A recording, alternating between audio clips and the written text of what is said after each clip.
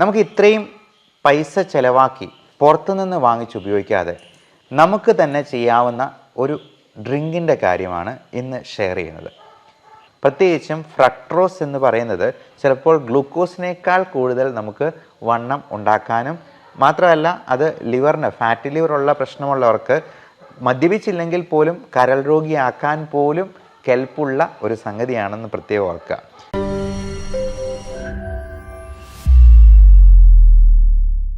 Body weight കുറയ്ക്കാനായിട്ട് വണ്ണം ഒന്ന് ഒതുക്കാനായിട്ട് മാർക്കറ്റിൽ പല പ്രോഡക്ട്സും ഇന്ന് അവൈലബിൾ ആണ്.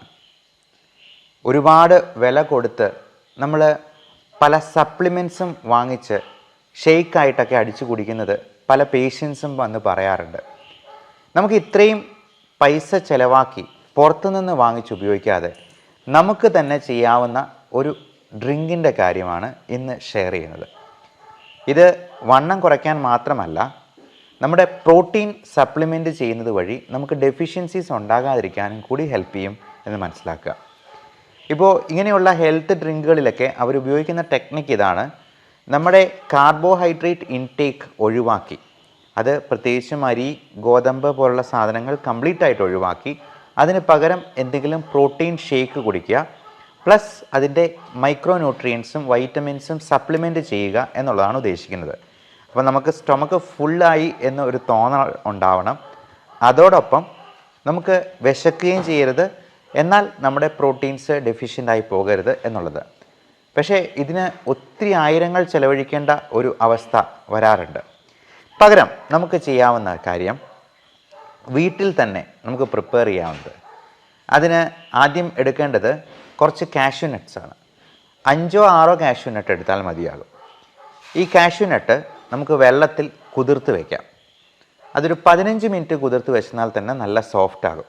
അതിലേക്ക് നമുക്ക് ഏലക്ക നല്ലപോലെ ഒന്ന് ചതച്ച് അതിൻ്റെ പുറന്തോട് മാറ്റി അതിൻ്റെ സീഡ്സ് എടുത്ത് അത് ചെറിയ ഗ്രൈൻഡറിൽ വെച്ച് നമുക്ക് തന്നെ അരച്ച് അതിൻ്റെ പൊടി എടുത്തിട്ട് ഈ കാഷ്യൂ നട്ട് കുതിർത്ത് വെച്ചിരിക്കുന്നതിലേക്ക് ആഡ് ചെയ്യാവുന്നതാണ്. അതോടൊപ്പം നമുക്ക് ഒരു ഈന്തപ്പഴത്തിൻ്റെ ഒരൊറ്റ ഒരെണ്ണം എടുത്താൽ മതിയാവും. ഈന്തപ്പഴത്തിന് മധുരം ഉണ്ടാകാം. അപ്പോൾ നല്ല സോഫ്റ്റ് ആയിട്ടുള്ള ഈന്തപ്പഴം കുരു കളഞ്ഞിട്ട് ഒരെണ്ണം മാത്രം ഇതിലേക്ക് ഇടുക. നമുക്കത് കഴിക്കാനായിട്ട് ടേസ്റ്റിന് വലിയ പ്രശ്നം ഉണ്ടാകരുത്, എന്നാൽ ഷുഗർ ആഡ് ചെയ്യുന്നതിന് പകരം നമുക്ക് ഈന്തപ്പഴത്തിൻ്റേതായിട്ടുള്ള വൈറ്റമിൻസും ന്യൂട്രിയൻസും കൂടെ കിട്ടുകയും ചെയ്യും എന്നുള്ളതാണ്. അപ്പോൾ ഇത്രയും ആഡ് ചെയ്തിട്ട് ഇത് മിക്സിയിലിട്ട് നന്നായിട്ട് മിക്സ് ചെയ്ത് നമുക്കതൊരു പാല് രൂപത്തിൽ തന്നെ എടുക്കാവുന്നതാണ്. എന്നിട്ട് നമ്മൾ ഇതിനകത്ത് മെയിനായിട്ടും ഉപയോഗിക്കുന്നത് അധികം ഷുഗർ കണ്ടൻറ്റ് ഇല്ലാത്ത ഒരു ഫ്രൂട്ടാണ് നമ്മുടെ തണ്ണിമത്തൻ തന്നെ. തണ്ണിമത്തനിൽ നല്ലപോലെ ഫ്ലൂയിഡ് കണ്ടൻറ്റ് ഉണ്ട് എന്നുള്ളത് കൊണ്ട് അത് നമുക്കൊരു ഫുൾ ആയിട്ടുള്ള ഫീലിംഗ് തരും. മാത്രമല്ല അതിൽ ഒത്തിരി കാലറി ആഡ് ചെയ്ത് പോകുന്നുമില്ല. പലപ്പോഴും നമ്മൾ വെയിറ്റ് കുറയ്ക്കാനായിട്ട് നോക്കുന്നവർ ശ്രദ്ധിക്കേണ്ടത് നമ്മൾ ഒത്തിരി കാലറിയുള്ള ഫ്രൂട്ട്സ് കഴിച്ചെന്നാൽ പോലും നമുക്കത് വണ്ണം കൂടാൻ ഇടയാക്കും എന്നുള്ളതാണ്. പ്രത്യേകിച്ചും ഫ്രക്ട്രോസ് എന്ന് പറയുന്നത് ചിലപ്പോൾ ഗ്ലൂക്കോസിനേക്കാൾ കൂടുതൽ നമുക്ക് വണ്ണം ഉണ്ടാക്കാനും മാത്രമല്ല അത് ലിവറിന് ഫാറ്റി ലിവറുള്ള പ്രശ്നമുള്ളവർക്ക് മദ്യപിച്ചില്ലെങ്കിൽ പോലും കരൾ രോഗിയാക്കാൻ പോലും കെൽപ്പുള്ള ഒരു സംഗതിയാണെന്ന് പ്രത്യേകം ഓർക്കുക. ഡയബറ്റിസ് ആയിട്ടുള്ളവർ ഒരു ദിവസം തന്നെ ഒരു പടല പഴമൊക്കെ കഴിച്ചിട്ട് ഇരുന്നാൽ അവരുടെ ഷുഗർ 400-500 ഒക്കെ ആകുന്നത് ചിലപ്പോൾ നിങ്ങൾ തന്നെ ശ്രദ്ധിച്ചിട്ടുണ്ടാവാം. അതുകൊണ്ട് പഴം എപ്പോഴും ഒത്തിരി നല്ലതാണ് എന്ന് വിചാരിക്കരുത്. 100 ഗ്രാം പഴത്തിൽ കൂടുതൽ ഒരു ദിവസം ഒരു ഷുഗർ രോഗി കഴിക്കാൻ പാടില്ല എന്നാണ് പ്രത്യേകം പറയാനുള്ളത്. അപ്പോൾ നമുക്ക് ഈ തണ്ണിമത്തൻ വളരെ സേഫായിട്ട് ഡയബറ്റിക് രോഗികളിൽ നമുക്ക് ഉപയോഗിക്കാവുന്നതാണ്. ഇതിനകത്ത് ആകെയുള്ള ഒരു കാര്യം, നമ്മൾ ഡേറ്റ്സ് ഉപയോഗിക്കുമ്പോൾ ഒറ്റ ഒരു ഈന്തപ്പഴം ഇടാൻ പാടുള്ളൂ. മാത്രമല്ല കാഷ്യൂ നട്ട്സ് 5-6 എണ്ണം മാത്രം മാക്സിമം ഉപയോഗിക്കുക. അപ്പോൾ ഈ തണ്ണിമത്തൻ ക്യൂബ്സ് ആക്കി അത് കട്ട് ചെയ്തിട്ട് അത് ചെറിയ ചെറിയ ക്യൂബ്സ് ആക്കി ഒരു ഗ്ലാസ്സിലേക്ക് ഇടുക. എന്നിട്ട് നമ്മൾ ഈ മിക്സിയിലിട്ട് പാലാക്കിയ അതിലേക്ക് കുറച്ച് വാട്ടറും കൂടെ ആഡ് ചെയ്ത് ഒരു 1/4 കപ്പ് അല്ലെങ്കിൽ ഒരു 1/2 കപ്പ് വെള്ളം ആഡ് ചെയ്തിട്ട് നമുക്കിത് നല്ലപോലെ ഒന്ന് മിക്സ് ചെയ്തെടുക്കുക. എന്നിട്ട് ഈ ക്യൂബ്സിൻ്റെ പുറമെ ഇതും കൂടി ആഡ് ചെയ്യാം. നമുക്ക് ഇതിന് ഫ്ലേവർ കിട്ടാനായിട്ട് ഇതിൻ്റെ കൂടെ ഈ മിക്സിയിൽ ഇട്ട് ചെയ്യുമ്പോഴത്തേക്കും ഇതിന് കസ്കസും കൂടി ആഡ് ചെയ്യുന്നതിന് കുഴപ്പമില്ല. കസ്കസ് എന്ന് പറയുന്നത്, അല്ലെങ്കിൽ നമുക്ക് അത് പല പേരിൽ നമുക്ക് വിപണിയിൽ അവൈലബിൾ ആണ്. ബേസിൽ സീഡ്സ് എന്ന് പറയും. അപ്പോൾ ഇതും കൂടി ആഡ് ചെയ്ത് കഴിഞ്ഞാൽ നമുക്കതിനൊരു വേറൊരു ഫ്ലേവറും കൂടെ കിട്ടും എന്നുള്ളതാണ്. അപ്പോൾ ഈ കാഷ്യൂ മിൽക്ക് നമ്മൾ വെള്ളം ആഡ് ചെയ്ത് പ്രിപ്പയർ ചെയ്യുമ്പോഴത്തേക്കും അതിലേക്ക് കസ്കസും കൂടി ആഡ് ചെയ്യാവുന്നതാണ്. എന്നിട്ട് ഈ തണ്ണിമത്തൻ്റെ ക്യൂബ്സ് ഇട്ടതിലേക്ക് ഇതും കൂടി ഒഴിക്കുക. അപ്പോൾ നമുക്ക് തണുപ്പിച്ച് വേണമെങ്കിൽ അങ്ങനെ ചെയ്യാവുന്നതാണ്. ഇത് നമ്മൾ കുടിക്കേണ്ടത് രാത്രി ഡിന്നറിലേക്ക്, നമ്മൾ ഭക്ഷണം വൈകുന്നേരത്തേത് സ്കിപ്പ് ചെയ്തിട്ട് കുടിക്കുക എന്നുള്ളതാണ്. അതായത് വൈകുന്നേരം ഒരു 5 മണിക്ക് ശേഷം നമ്മൾ ഈ ഒരു ഡ്രിങ്ക് മാത്രം കുടിച്ച് ഒറ്റ ഗ്ലാസ് മാത്രം കുടിച്ചാൽ മതിയാവും.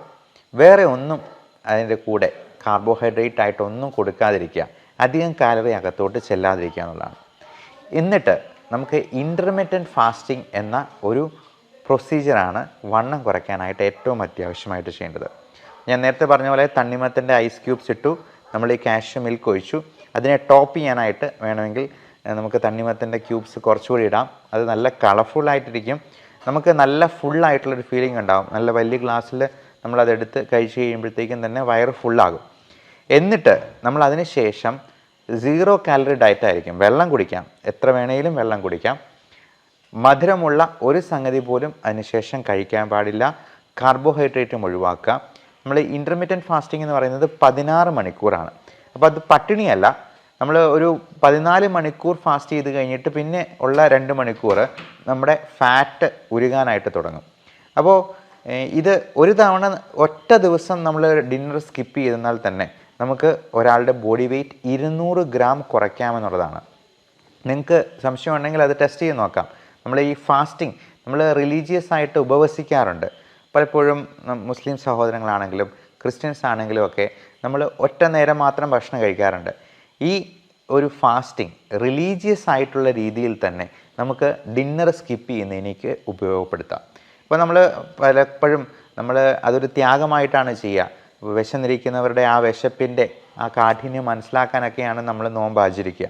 അപ്പോൾ അതുപോലെ തന്നെ ഈ ഡിന്നർ സ്കിപ്പ് ചെയ്യാനായിട്ട് ഈ പറഞ്ഞ സങ്കേതങ്ങളെല്ലാം ഉപയോഗിക്കുക. 5 മണിക്ക് ശേഷം 16 മണിക്കൂർ നേരത്തേക്ക് ഫാസ്റ്റ് ചെയ്തിട്ട് രാവിലെ ബ്രേക്ക്ഫാസ്റ്റ് അല്പം നേരത്തെ കഴിക്കുന്നതിൽ തെറ്റില്ല. അതായത് 7 പ്ലസ് ബാക്കിയുള്ള 16 മണിക്കൂർ 9 മണിക്കൂറും കൂടെ കഴിഞ്ഞ് രാവിലെ 9 മണിക്കോ അല്ലെങ്കിൽ ഒരു 10 മണിക്കോ ബ്രേക്ക്ഫാസ്റ്റ് കഴിക്കുക. അതുവരെയും നമ്മൾ 0 കാലറിയിലായിരിക്കണം. ഒരു തരത്തിലുള്ള കാലറിയും നമുക്ക് ഉള്ളിൽ ചെല്ലാൻ പാടില്ല എന്ന് പ്രത്യേകം ഓർക്കുക.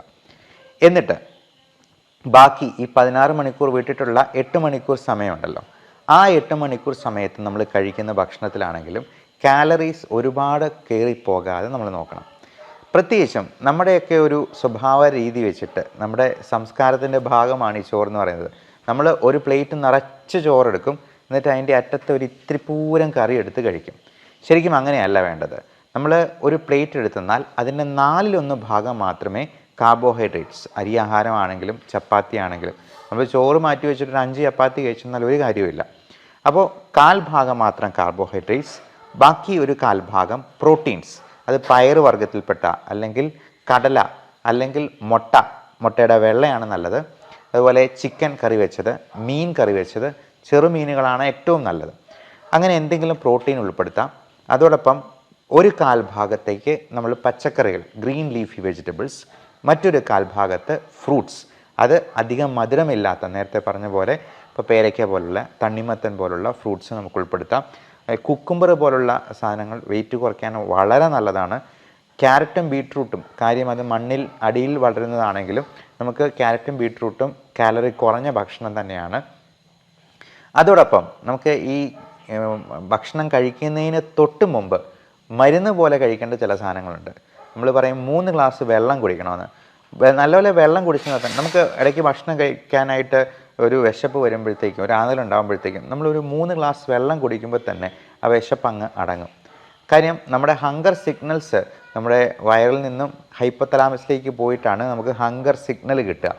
അപ്പോൾ ഈ ഹങ്കർ സിഗ്നലിനെ നമുക്കൊന്ന് സപ്രസ് ചെയ്യാനായിട്ട് വെള്ളം കൊടുത്തെന്നാൽ തന്നെ മതിയാവും. നമ്മൾ ആ സമയത്ത് ചായയോ കാപ്പിയോ, ഈ ചായയും കാപ്പിയും കുടിച്ച് തന്നെയാണ് നമുക്ക് ഒത്തിരി കാലറി ഉള്ളിലോട്ട് പോകുന്നത്. പകരം നല്ല ശുദ്ധ വെള്ളം കുടിക്കുക. അതോടൊപ്പം അധികം കാലറി ഇല്ലാത്ത ഫ്രൂട്ട്സ് എന്തെങ്കിലും കഴിക്കുക. എന്നിട്ട് ഇത്രയും കഴിച്ച് വിശപ്പൊന്ന് അടങ്ങിയതിന് ശേഷം മാത്രമേ നമ്മൾ മെയിൻ കോഴ്സ്, അത് കാർബോഹൈഡ്രേറ്റ് ആണെങ്കിലും പ്രോട്ടീൻ ആണെങ്കിലും കൂടുതൽ കഴിക്കാൻ പാടുള്ളൂ. എന്നിട്ട് ഇതിനോടൊപ്പം നമുക്ക് കുഞ്ഞു കുഞ്ഞ് എക്സസൈസായിട്ട് പലതുള്ളി പെരുവെള്ളം എന്ന കോൺസെപ്റ്റ് പരമാവധി ഉപയോഗിക്കാം. നമുക്ക് നമ്മുടെ ജോലികൾ തന്നെ പരമാവധി എനർജി സ്പെൻഡ് ചെയ്യുന്ന രീതിയിൽ ചെയ്യുക. അപ്പോൾ നമ്മൾ ഇപ്പം ഡോക്ടർമാരാകുമ്പോഴത്തേക്കും ഞാൻ ഒരു 50 പേഷ്യൻറ്റിനെ നോക്കുന്നുണ്ടെങ്കിൽ 50 പേരെ എഴുന്നേറ്റ് നിന്ന് അവരെ ഓസ്കൾട്ടേറ്റ് ചെയ്ത് നോക്കുക എന്നുള്ളതാണ്. അതുകൊണ്ട് 3 ഗുണങ്ങളുണ്ട്. ഒന്ന്, എനിക്ക് അത്രയും എനർജി കൺസ്യൂം ചെയ്യാൻ പറ്റും, കാലറി ബേൺ ചെയ്യാൻ പറ്റും. 2, പേഷ്യൻറ്റിനെ നന്നായിട്ട് നോക്കി എന്ന് അവർക്ക് ഒരു സംതൃപ്തി ഉണ്ടാവും. നന്നായി നോക്കി എന്നുള്ള സംതൃപ്തി എനിക്കും എൻ്റെ ജോലി ഭംഗിയായി ചെയ്തു എന്ന് എനിക്കും തോന്നും. അപ്പോൾ ഇത്തരത്തിൽ നമുക്ക് ലിഫ്റ്റ് ഉപയോഗിക്കാതെ കൂടുതലായിട്ട് ജോലി ചെയ്യാനായിട്ട് നോക്കാം, കൂടുതൽ സ്റ്റെപ്പ് കയറാനായിട്ട് നോക്കാം, കൂടുതൽ സമയം നടക്കാനായിട്ട് നോക്കാം. നമ്മൾ ഫോണിൽ സംസാരിക്കുന്ന സമയം ഇരുന്നുകൊണ്ടോ കിടന്നുകൊണ്ടോ സംസാരിക്കത്തില്ല, നടന്നുകൊണ്ടേ സംസാരിക്കുകയുള്ളൂ എന്നുള്ളത് ഉറപ്പ് വരുത്തുക. ഞാൻ നേരത്തെ പറഞ്ഞ പോലെ പലതുള്ളി പെരുവെള്ളം എന്ന കോൺസെപ്റ്റാണ് ഏറ്റവും നല്ലത്. നമ്മൾ ജിമ്മിലൊക്കെ പോയി 1 മണിക്കൂർ 2 മണിക്കൂർ എന്നൊക്കെ ആ ആരംഭശൂരത്വം കഴിയുമ്പോഴത്തേക്കും നമ്മളതൊക്കെ നിർത്തി വെച്ചിട്ട് വീണ്ടും പഴയപടി മൂടി പുതച്ച് കിടന്നുറങ്ങുന്ന ഒരു സ്ഥിതിവിശേഷത്തിലേക്ക് പോകാനിടയുണ്ട്. അതുകൊണ്ട് നമുക്ക് പതുക്കെ തുടങ്ങുക. Slow and steady wins the race എന്ന പ്രോവർബ് ഓർക്കുക. പലപ്പോഴും ആൾക്കാർ ഒറ്റ മാസം കൊണ്ട് ആകെ 500 ഗ്രാമാണ് കുറഞ്ഞത് ഡോക്ടറെ എന്ന് പറയാറുണ്ട്. മതി, നമുക്ക് വെയിറ്റ് കൂടാതിരുന്നാൽ മാത്രം മതി. വെയിറ്റ് കുറയ്ക്കാൻ പറ്റിയില്ലെങ്കിൽ പോലും വെയിറ്റ് കൂടാതിരുന്നാൽ തന്നെ അത് നല്ല അച്ചീവ്മെൻ്റ് ആണ് എന്ന് വിചാരിക്കുക. നമ്മളെ തന്നെ മോട്ടിവേറ്റ് ചെയ്തുകൊണ്ടിരിക്കുക. ഒരു കാരണവശാലും നമുക്ക് ഇപ്പം പലപ്പോഴും 2-3 മാസം നല്ലപോലെ ഡയറ്റ് ചെയ്തിട്ട് ഒരു കല്യാണം കൂടുമ്പോഴത്തേക്കും തന്നെ ഈ പറഞ്ഞ എല്ലാ മേന്മകളും നഷ്ടമാകുന്ന ഒരു രീതി കാണാറുണ്ട്. അപ്പോൾ ഇതെല്ലാം നോക്കിയതിന് ശേഷം എക്സസൈസ് നമ്മൾ പരമാവധി ചെയ്യുക. ഇതിൽ നമ്മൾ എക്സസൈസ് ചെയ്യുമ്പോൾ തന്നെ അതിനകത്ത് 3 കമ്പണൻസ് ഉണ്ടാവണം. ഈ നടപ്പ് എന്ന് പറയുന്നത് ഒരു വ്യായാമമായിട്ട് പോലും കൂട്ടാൻ പറ്റില്ല, അതൊരു മോഡറേറ്റ് ലെവൽ ഓഫ് ആക്ടിവിറ്റി എന്നേ പറയാൻ പറ്റുള്ളൂ. അപ്പം നമ്മൾ എക്സസൈസിൽ 3 കമ്പോണൻസ്. ഒന്ന്, അതിൽ എയ്റോബിക് ഫാക്ടർ ഉണ്ടാവണം, അതായത് നമ്മുടെ ഹാർട്ട് റേറ്റ് 140 മുകളിലേക്ക് ഇൻക്രീസ് ചെയ്യുന്നത്. അത് നല്ല സ്പീഡിലൊന്ന് ഓടുകയോ സ്പീഡിൽ സ്റ്റെപ്പ് കയറുകയോ അതല്ലെങ്കിൽ ജമ്പിങ് ജാക്സ് നമുക്ക് തന്നെ ഒരു 100-200 പ്രാവശ്യം അവിടെ നിന്ന് ചാടുകയോ ചെയ്തെന്നാൽ അത് സാധ്യമാവുന്നതാണ്. 2, ഇതിന് ഒരു സ്ട്രെച്ചിങ് ഫാക്ടർ ഉണ്ടാവണം.